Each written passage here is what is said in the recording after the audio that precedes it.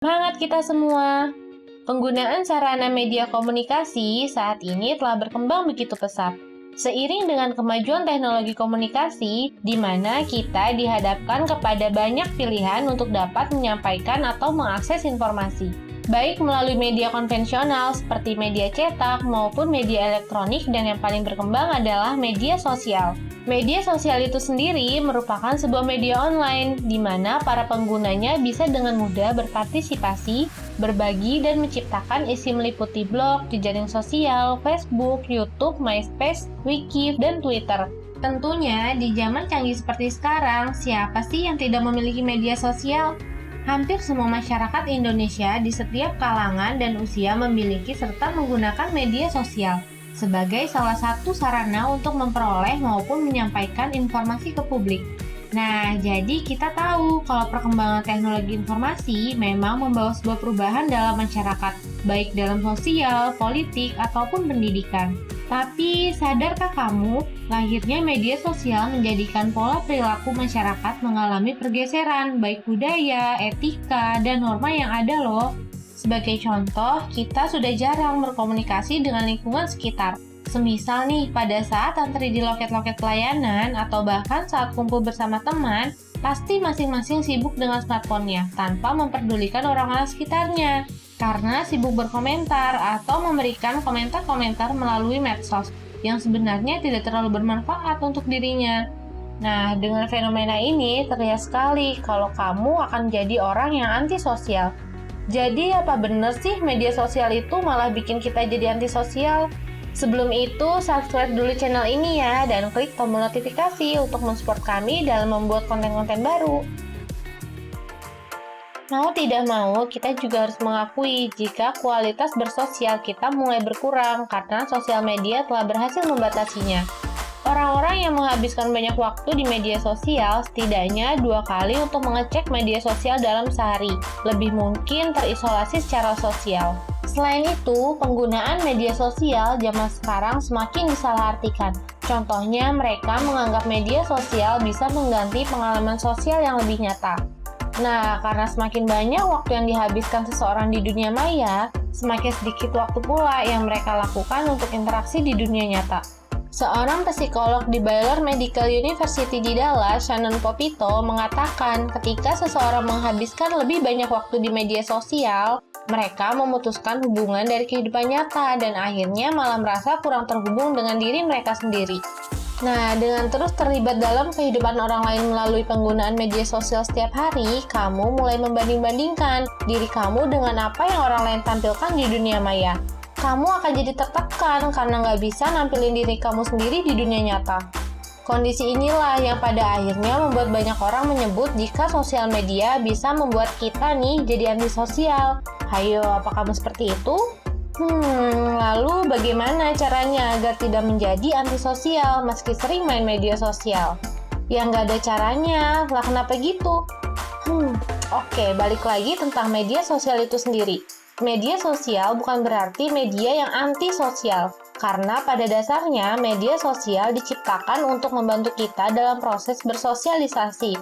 Artinya, media sosial memiliki peranan penting dalam proses membentuk cara pandang, berpikir, bertindak, dan bersikap yang tujuan akhirnya adalah tercapainya tujuan sosialisasi, yakni manusia dapat ikut berpartisipasi dalam masyarakat. Nah, media sosial memang berpotensi untuk membuat penggunanya menjadi antisosial. Akan tetapi, perlu diingat nih, media sosial pada dirinya sendiri diciptakan sebagai alat yang pro terhadap sosial.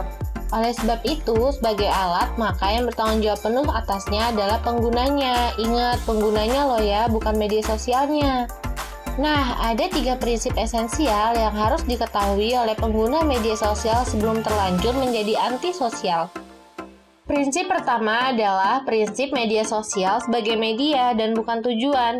Banyak di antara pengguna media sosial secara tidak sadar menjadikan media sosial sebagai tujuan dari sosialisasi.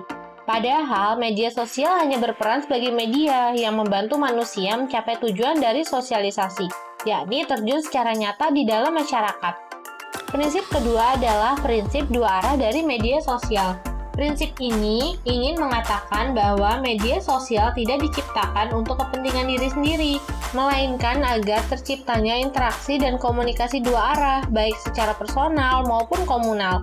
Namun prinsip ini sering dilupakan karena banyak pemakai media sosial yang hanya berpusat pada dirinya sendiri.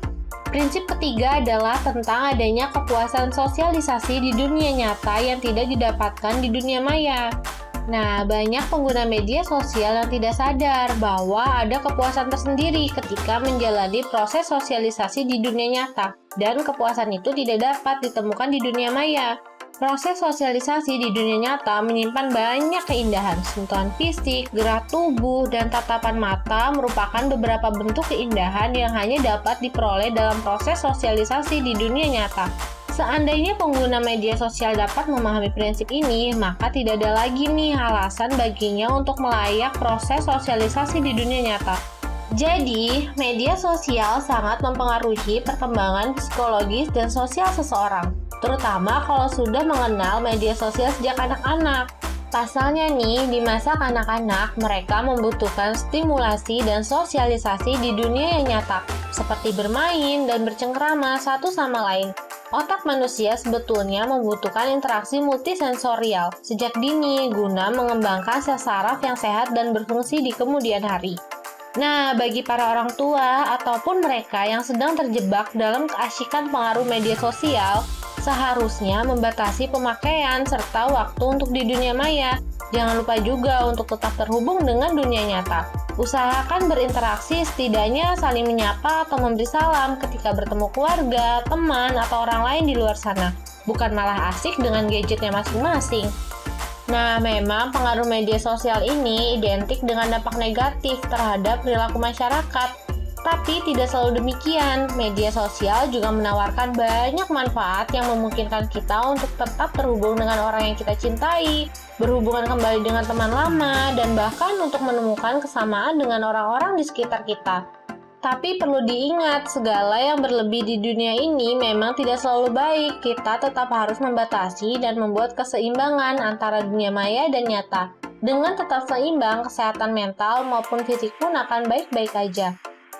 Oke deh, seperti itu dulu ya video kali ini. Semoga topik kali ini membantu dan memberikan insight ke kamu ya. Sampai ketemu lagi di topik selanjutnya. Salam hangat dari kami.